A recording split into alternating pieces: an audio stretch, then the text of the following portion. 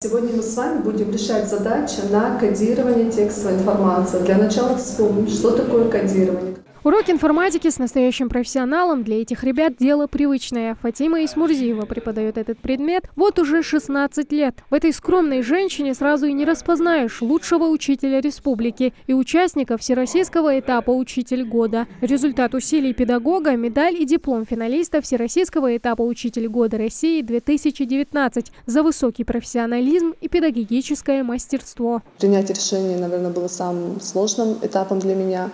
Потому что я не отношусь к людям азартным, которые любят постоянно испытывать свои возможности, преодолевать трудности.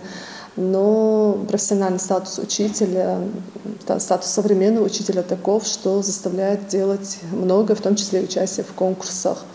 И не для того, чтобы стать знаменитым, а для того, чтобы, скажем так, достойно выглядеть в глазах учеников и коллег. Традиционный конкурс учителей ежегодно собирает лучших педагогов со всей страны. В этом году на всероссийском этапе встретились участники из 85 регионов. Урок, классный час, мастер-класс, образовательный проект и разговор с министром. Финалистам предстояло выполнить 5 конкурсных заданий. Педагог из Ингушетии выполнила из них 2 первых. Ей предстояло продемонстрировать свои профессиональные компетенции. Мне довелось принять участие в 2 конкурсах. Это урок и внеурочное мероприятие.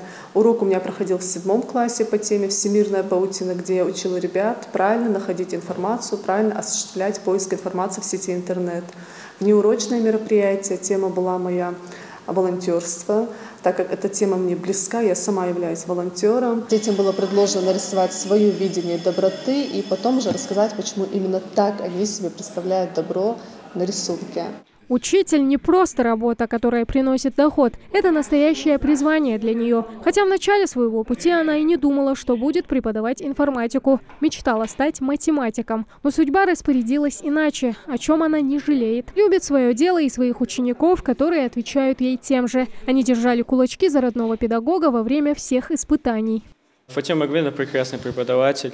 Каждый урок она преподносит нам что-то новое, новые методики обучения. Мы за нее очень гордимся, мы рады и вовсе не удивлены, потому что каждый наш урок проходит плодотворно, очень отзывчивый, терпеливый учитель, который доходчиво объясняет детям. В школе, которую преподает Фатима, очень обрадовались такой новости, однако не удивились. Она много лет посвятила совершенствованию своей профессии. По словам коллег, было вполне ожидаемо, что силы и время, вложенные в работу, оправдают себя. Это грамотный, начитанный, эрудированный учитель.